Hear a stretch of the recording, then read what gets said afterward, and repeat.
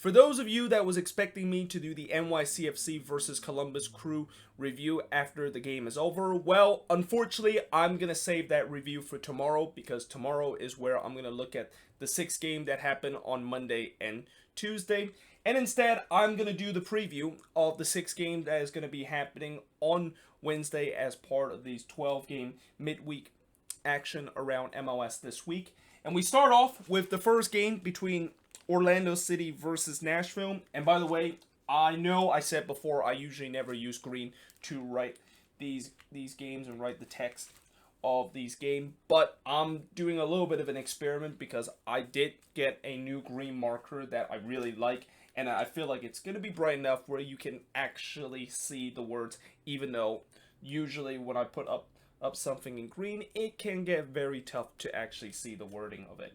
But that being said, going back to the first game between Orlando City versus Nashville SC, Orlando currently have a record of 2 wins, 2 draw, and 2 losses, while Nashville currently have a record of 1-3. This game is going to be kicking off at 7:30 p.m. Eastern, 4:30 p.m. Pacific. Orlando, of course, suffered that tough loss against Miami on Saturday as they lose 3-2 against their interstate rival, while Nashville also suffer a tough loss against their rival Atlanta as they suffer a 2-0 loss away to Atlanta United in that game. Now, the key points for both of these teams, for Orlando, can they, of course, rediscover their MLS is back tournament form heading into this game? We kind of saw a little bit of that in the latter part of the Miami game where you can see that this Orlando City attack started to play much better than for majority of the game, but unfortunately they were 3-1 down at that point and they were really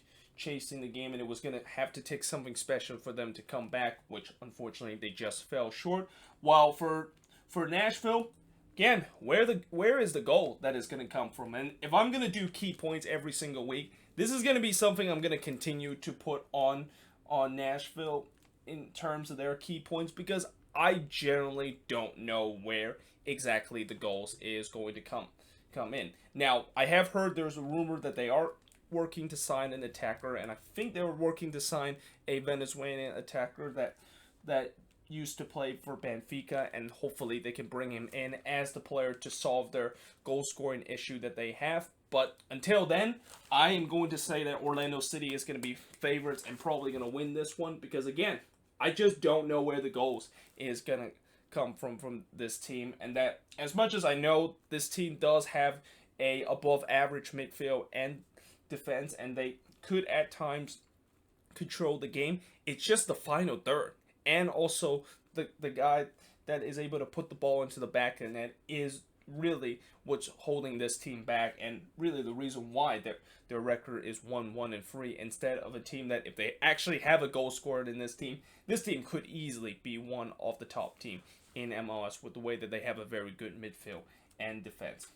Now, moving on, in terms of the next match, is Inter Miami versus Atlanta. So Inter Miami made a historical moment on Saturday as they finally got their first win in their short MLS time, as they were able to get a 3-2 win against Orlando at home. While Atlanta, of course, won 2-0 against Nashville at home. This game, of course, is going to be kicking off at 8 p.m. Eastern, 5 p.m. Pacific time. And Atlanta, their record is now improved to 3-0-3. Now, the key points for Miami, well, I said it before in the review. Now that they got that monkey off their back, and now that they finally got over the hump to get that first win, is this going to be 2 wins in a row on decks for them? Are they going to start to finally have that winning feeling? Because we know winning is contagious, and when you started to get things going and get a win or two there, you can easily be in a row and build a winning streak. So we'll see if Inter Miami can do exactly that. While for Atlanta, we saw how good Pity Martinez was, and that was really the Pity Martinez that I think a lot of Atlanta United fans were hoping when they, of course, bought him for a record amount of price. But now the question is, can he do it again? Can he have 2 games in a row where he's going to carry this team on his back and score the goals? Because I really think that he is going to be the guy that's going to have to take that responsibility, and a guy that really need to score the goals in a team that, just like Nashville, is really struggling in terms of scoring goals and going forward on the attack. Now, that being said, I am actually going to say it's a draw between both of these teams. And, Miami, obviously, they're going to have a lot of confidence after the win last time, but we shall see whether or not if they can follow that, and whether or not that attack that, of course, scored 3 goals and for the first time actually looked like a decent attack can actually follow through in this performance. But I think Atlanta, unlike Orlando City, is not going to give Miami much more freedom of space at the back, and we know Atlanta is a team that does very well in terms of the defensive end, and I think maybe they will just score enough goals in this game to prevent Miami potentially winning 2 in a row and getting a draw in this resort. Now, moving on, in terms of the next match, is going to be FC Dallas versus the Colorado Rapids.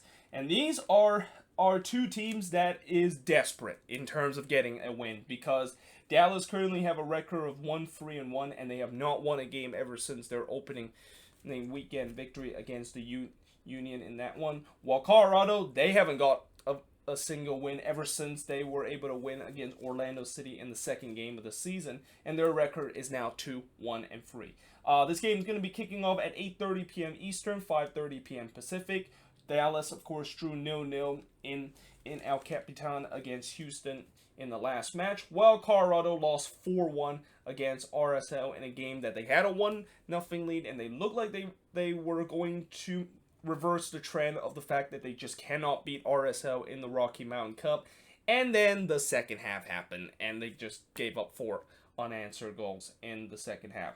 Now, the key points for Dallas is that can this attack actually get going? I mean, right now, when you look at this team, I think besides Brendan Cervania and Paxton Palmico, this team has looked very lackluster. And, on the attacking end, you would think that maybe guys like Fiera, Ondransic, or even their new signing Hara can actually get things going, and it turns out they haven't done exactly that. So there's going to be a lot of question whether or not if that attack can finally get going in this game. While for Colorado, this has been a rough patch that Robin Fraser is going through, and this is probably the first time he is going through this time where Colorado is definitely not playing the best soccer right now, and that it's going to be interesting to see can he get this team off of a rough patch. And this is definitely a winnable game for the Rapids, considering the fact that Dallas has really struggled in the past couple of games. But that being said, I'm also going to say that this could be a draw between both of these teams. And again, both of these teams, another issue that they've been having besides the fact that they've been winless is that goal scoring hasn't been at its best for both of these teams, and that for Colorado, in the MLS's back tournament, they weren't really lighting up in terms of the goal scoring department, and this was supposed to be an attack that you thought that would be much better than we have seen ever before, and especially their new DP signing Jonas Nemil. He has not really showed up in any of these Rapids game, and that he's going to have to eventually get going if he doesn't want to fall into the typical stereotype about the Colorado Rapids, which is whenever they sign a DP, usually that DP will become a huge flop in their face. But now moving on, in terms of the next match, is RSL versus LAFC. So RSL, of course, their record is now 2-3-1, which is the same for LAFC, as this game is going to be at 9:30 p.m. Eastern Time, 6:30 p.m. Pacific kickoff, 7:30 p.m. if you are living in the mountain time and the local time of this kickoff. RSL, of course, as I mentioned, they got a huge 4-1 win against Colorado in the Rocky Mountain Cup away, while LAFC suffer a shock 2-0 loss against the Galaxy at home and suffer their first loss of their season against their inner city rival. Key points in this game for RSL is that, they definitely had a lot of momentum coming out of that Rocky Mountain Cup, and especially with the way how they perform in the second half. You wonder, can they, of course, continue to play like that in the second half where they're able to carry that momentum into this one. And as for LAFC, was the last game just a blip for them? Because we know this LAFC team is definitely a team that is capable of winning a lot of games and really just brushing teams aside. But the last game, that was not the case, and it just feel like they just did not show up in that game whatsoever. This game, they need to, of course, definitely show up and see whether or not if that last game was just kind of a blip that they gone through, and that they can, of course, bounce back in this one. But obviously the biggest question for LAFC, besides the fact that whether or not if they can, of course, bounce back, is the health of Carlos Vela. I haven't heard anything about whether or not if Vela is going to be back on this team, or whether is he going to be out for a couple of weeks because of that knee injury that he suffered during El Tráfico. But either way, if he's not going to be available in this game, it wouldn't be the end of the world for LAFC, because we've seen before that LAFC is a team that is able to still play good soccer and still be a team that look like the best team in the league without Vela. And this also probably means that Bradley Wright Phillips is going to be back into the starting 11, starting in the role that Vela usually occupied, and Rossi will basically drag into the Y area, and that they'll pretty much just go through the same kind of structure that they had during the MLS's back tournament into this one if Vela is not going to be available. But I expect this game to be a very interesting game. Obviously, RSL has history of able to get resort against LAFC, especially most famously back in 2018 when they were able to knock out LAFC in that first round of the Western Conference playoff. But LAFC definitely knows that they want to desperately win this one and prove people that that game against the Galaxy was just a fluke, and that they are going to be back at their best and looking to try to climb their way back up to the top of the Western Conference. But with that being said, in terms of prediction, I'm going to go with LAFC with this one. And, you know, as much as I know RSL is going to be compact in terms of defense, I have a feeling this LAFC team is going to be very angry coming into this. And whatever Bob Bradley said to his guys coming into this game, he must be very fired up after that embarrassing loss that he suffered to the Galaxy in the last one. And you know, when you have an angry LAFC team, and especially a team that is very good and they play with anger and passion, you know that they are going to be a very tough team that is hard to stop. Speaking of anger and playing with passion, the very next match between the Portland Timbers against the San Jose Earthquakes might kind of describe for the Portland Timbers, because just like LAFC, they're coming off of an embarrassing loss against their most hated rival in a rivalry match, and they're looking to try to make amends in this game against the Quakes, as the Quakes are coming into this game with a 2-2-1 record, while Portland currently have a 3-1-2 record. This game is going to be kicking off at 10:30 p.m. Eastern, 7:30 p.m. Pacific, and the Quakes, they're the last team to actually return to play after the MLS is back tournament, while Portland, of course, as I mentioned, they just lost 3-0 to Seattle at home. Now, for the Quakes, we know what happened last week when it was officially announced that Magnus Eriksson has departed for the team and he is returning to Sweden, while the Quakes did get a sums of that transfer fee that they, of course, are able to sell Magnus back to Sweden. But now the question is, with Magnus leaving this team, does that mean that Vako will actually return to that number 10 role? And I always kind of want Vako to play in that number 10 role, because I feel like he is more comfortable playing in that role than actually just playing in the Y area. But that being said, if Vako does play in that number 10 role, then on the left wing, who exactly is going to play that spot? And I really hope that whoever play in that spot is not Houston, because I remember earlier this season when Almeida, for the first 2 games of the season, he decided to put Houston on the wing, and clearly Houston was not comfortable with that whatsoever, and that after the first game against Toronto, with the way that how shocking and how uncomfortable Houston was playing on the wing area, I thought Almeida was going to scratch that experiment, but instead he tried it again against Minnesota, and it did not work whatsoever. So yeah, anybody besides Houston on the wing, I will be kind of happy with. I mean, maybe we could give Fierro as the player that plays in the wing area, although my issue with Fierro is that he hasn't got a lot of minutes, and just plug him into the left wing spot as a starter, that's a lot to ask for him to, of course, do. And I think the other issue that I will have with the Quakes coming into this game is that since they are the last team to return to play, Russ is going to be a huge issue with this team. And the last thing you want to do is have a rusty team that's still trying to figure things out while playing against a Portland Timbers team that, the biggest question is, can they bounce back after a tough loss against Seattle? And that, they're definitely going to be angry coming into this game and want to get themselves 3 points against the Quakes, who might be very rusty in this one.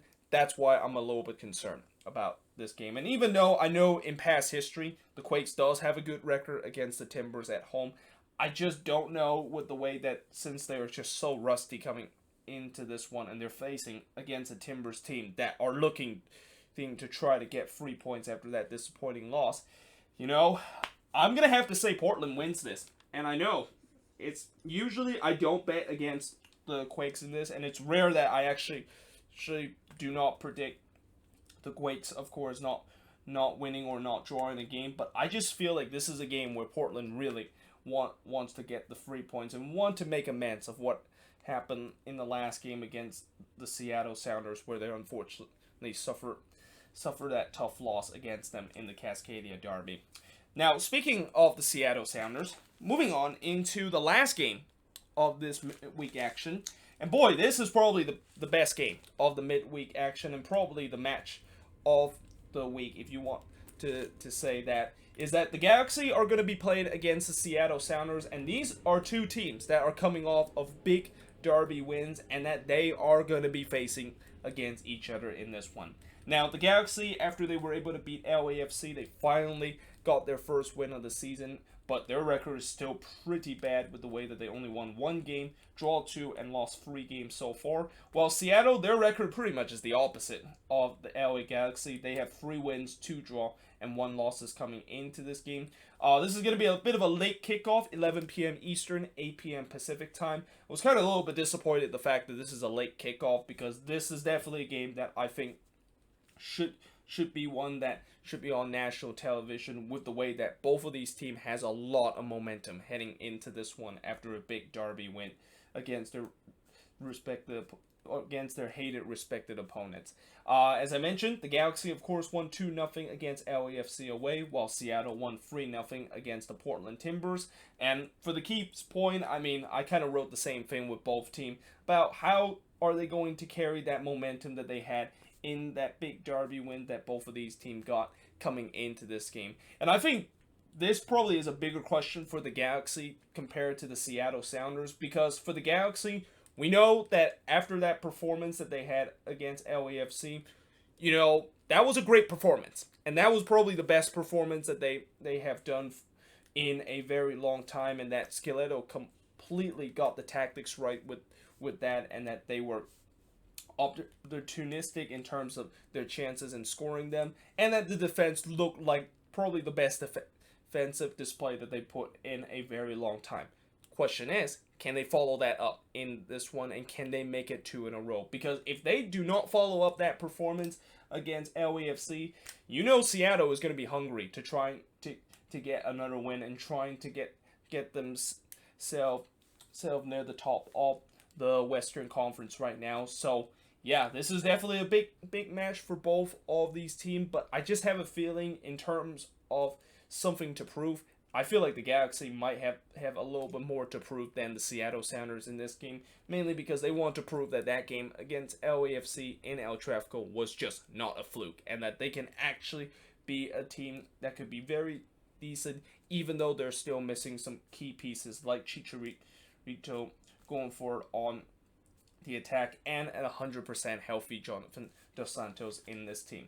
But that being said, I'm going to say that, it's going to be tough to see if the Galaxy can repeat that performance in this one, and I think the safe bet, I would pick the Sounders to win this one, but I'm just going to go with a draw in this one, and that I'm hoping the Galaxy can kind of repeat what they did against LAFC and do it again in this match. But again, there's no guarantee whether or not if that is going to happen. And if that is not going to happen, then I think the Seattle Sounders should easily win this one. But I'm kind of banking on the fact that not only this could be a very entertaining game, but the fact that most likely this one might end up to be a draw between both of these teams.